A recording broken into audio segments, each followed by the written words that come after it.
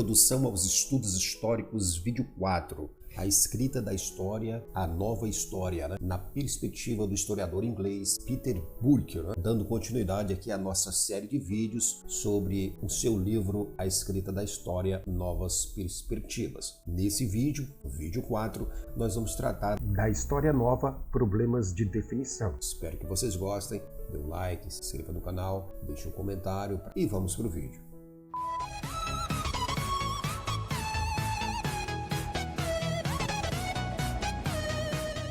Como surgiu a nova história? O propósito deste volume, segundo Peter Burke, não é celebrar a nova história, mas estabelecer seus pontos fortes e fracos. O movimento de mudança surgiu a partir da percepção difundida da inadequação do paradigma tradicional de se escrever a história. Essa percepção da inadequação só pode ser compreendida se olharmos além do âmbito do historiador para mudanças no mundo mais amplo também. Influências externas sobre a escrita da história. A descolonização e o feminismo, por exemplo, são dois movimentos que obviamente tiveram grande impacto sobre a escrita recente da história, o que fica claro nos capítulos de Hank Wesley e Joan Scott. No futuro, é provável que o movimento ecológico tenha cada vez mais influência sobre a forma como a escrita é escrita. A presença da ecohistória na escrita. A famosa monografia de Braudel sobre o Mediterrâneo chamou a atenção quando foi pela primeira vez publicada em 1949, pela quantidade de espaço dedicada ao ambiente físico, terra, mar e ilhas. Atualmente, o quadro de Braudel parece curiosamente estático, porque o autor não considerou de modo sério as maneiras pelas quais o ambiente foi modificado pela presença humana destruindo florestas, como por exemplo, floresta derrubada para construir galeras que tanto aparecem em The Mediterrâneo. A ecohistória registrando os efeitos dos europeus na Nova Inglaterra. Vários autores têm apresentado uma ecohistória mais dinâmica. William Cronon escreveu um belo estudo a respeito da Nova Inglaterra colonial, focalizada sobre os efeitos da chegada dos europeus sobre as plantas e as comunidades nativas da região, observando o desaparecimento de castores, ursos, cedros e pinheiros brancos e a crescente importação de animais de pastos de origem europeia.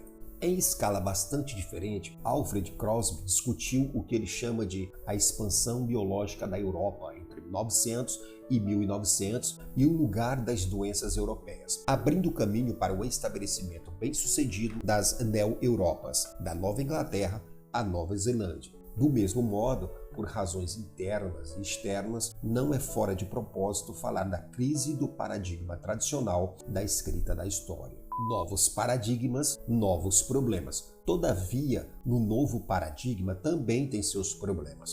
Problemas de definição, problemas de fontes, problemas de método, problemas de explicação. Problemas de definição, Oriente e Ocidente. Os problemas de definição ocorrem porque os historiadores estão avançando em território não familiar. Geralmente começam com uma visão negativa do que estão procurando. A história do Oriente tem sido percebida pelos historiadores ocidentais como o oposto de sua própria história, eliminadas as diferenças entre o Extremo Oriente, a China e o Japão. A história mundial equivocada. Como observa mais adiante Hank Wesley, a história mundial tem sido com frequência encarada pelos ocidentais como o estudo das relações entre o Ocidente e o resto, ignorando as interações entre a Ásia e a África, ignorando também as interações entre a Ásia e a América. Percebendo as dicotomias. Mais uma vez, a história vista de baixo foi originalmente conceitualizada como uma inversão da história vista de cima, com a baixa cultura no lugar da alta cultura, ou da cultura erudita. No decorrer de sua pesquisa, os estudiosos tornaram-se conscientes dos problemas inerentes a essa dicotomia. Se a cultura popular é a cultura do povo, quem é o povo? São todos o pobre, as classes subalternas, como chamava Antônio Gramsci, os analfabetos ou os incultos? Não podemos presumir que as divisões econômicas, políticas e culturais em uma determinada sociedade necessariamente coincidam. E do que é educação? Apenas o treinamento transmitido em algumas instituições oficiais, como escolas ou universidades? As pessoas comuns são ignorantes ou simplesmente têm uma educação diferente, uma cultura diferente das elites? Evidentemente, não deveria ser posto que todas as pessoas comuns têm a mesma experiência. E a importância de distinguir a história das mulheres daquela da história dos homens é enfatizada por Johann Scott. A ingênua assemelhação das diferentes classes dominadas. Em algumas partes do mundo, do Brasil à Itália, a história do povo é com frequência chamada de a história dos dominados, assemelhando-se assim às experiências das classes subordinadas no Ocidente àquelas das colonizadas. No entanto, as diferenças entre essas experiências também necessitam ser discutidas. A definição da história vista de baixo. A expressão "a história vista de baixo" parece oferecer uma escapatória a essas dificuldades, mas gera problemas próprios. Ela muda seus significados em contextos diferentes. Uma história política vista de baixo deveria discutir os pontos de vista e as ações de todos os excluídos do poder, ou deveria lidar com a política em nível local ou popular? Uma história da igreja vista de baixo deveria encarar a religião do ponto de vista do leigo, seja qual for a sua condição? Uma história da medicina vista de baixo deveria se preocupar com os curandeiros em oposição aos médicos, ou com as experiências dos pacientes e os diagnósticos das doenças? A história militar vista de baixo deveria lidar com o Agincourt ou Waterloo do soldado comum, como fez John Keegan tão memoravelmente, ou apenas se concentrar na experiência civil da guerra? Uma história da educação vista de baixo deveria deslocar-se dos ministros e teóricos da educação para os professores comuns, como fez Jacques Ossouf, ou deveria apresentar as escolas do ponto de vista dos alunos? Uma história econômica vista de baixo deveria focalizar o pequeno comerciante ou o pequeno consumidor? Uma razão para a dificuldade de definir história da cultura popular é a noção de cultura. É algo ainda mais difícil de precisar que a noção de popular. A chamada definição Opera House de cultura, como cultura erudita, literatura erudita, música erudita, era restrita, mas pelo menos era precisa. Uma noção ampla de cultura é central à nova história. O Estado, os grupos sociais e até mesmo o sexo ou a sociedade em si são considerados culturalmente construídos. Contudo, se utilizarmos o termo em sentido amplo, temos pelo menos que nos perguntar o que não deve ser considerado cultural. Problemas com a definição sobre história do cotidiano. Outro exemplo de uma nova abordagem que gerou problemas de definição é a história da vida cotidiana. A expressão em si não é nova. La vie quotidienne era o título de uma série lançada pelos editores franceses Hachette nos anos 1930. O novo é a importância dada à vida cotidiana nos escritos históricos contemporâneos, especialmente desde a publicação do famoso estudo de Braudel da civilização material, em 1967. La vie quotidienne. A outrora rejeitada como trivial, a história da vida cotidiana é encarada agora por alguns historiadores como a única história verdadeira, o centro a que tudo mais deve ser relacionado. O cotidiano está também nas encruzilhadas de abordagens recentes na sociologia de Michel de Certeau e Erving Goffman, e na filosofia, seja ela marxista ou fenomenológica. O que essas abordagens têm em comum? A preocupação com o mundo da experiência em si, como seu ponto de partida, justamente como uma tentativa de encarar a vida cotidiana como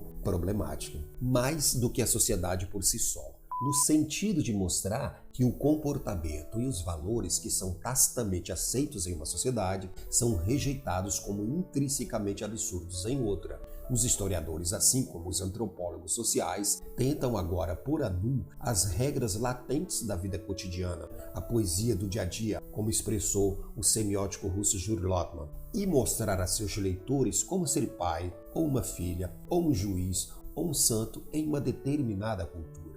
Nesse ponto, a história cultural e a história social parecem estar se dissolvendo uma na outra, né? Alguns profissionais definem-se como novos historiadores culturais, outros como historiadores socioculturais. Seja como for, o impacto do relativismo cultural sobre o escrito histórico parece inevitável. Entretanto, como observou o sociólogo Norbert Elias, em um importante ensaio, a noção de cotidiano é menos precisa e mais complicada do que parece. Elias distingue 8 significados atuais do termo, desde a vida privada até o mundo das pessoas comuns. O cotidiano inclui ações. Braudel o define como o reino da rotina e também das atitudes ou hábitos mentais. Pode incluir até o ritual. O ritual é um indicador de ocasiões especiais na vida cotidiana, tanto dos indivíduos quanto das comunidades. O ritual é com frequência definido em oposição ao cotidiano. Por outro lado, os visitantes estrangeiros muitas vezes observam rituais cotidianos na vida de uma sociedade, modo de comer, modo de saudar e etc., que os habitantes locais encaram de forma alguma como rituais. Igualmente difícil de descrever ou analisar é a relação entre as estruturas do cotidiano e a mudança, visto de seu interior. O cotidiano parece eterno. O desafio para o historiador social é mostrar como ele de fato faz parte da história, relacionar a vida cotidiana aos grandes acontecimentos como Reforma, Revolução Francesa, tendências de longo prazo como ocidentalização ou a ascensão do capitalismo. O famoso sociólogo Max Weber criou um termo famoso que pode ser aqui útil, rotinização ou cotidianização. Um foco da atenção para os historiadores sociais poderia ser o processo de interação entre os acontecimentos importantes e as tendências, por um lado, e as estruturas da vida cotidiana, por outro. Até que ponto, por que meios e durante que período a Revolução Francesa ou a Revolução Russa penetraram na vida cotidiana dos diferentes grupos sociais? Até que ponto e com que sucesso eles resistiram?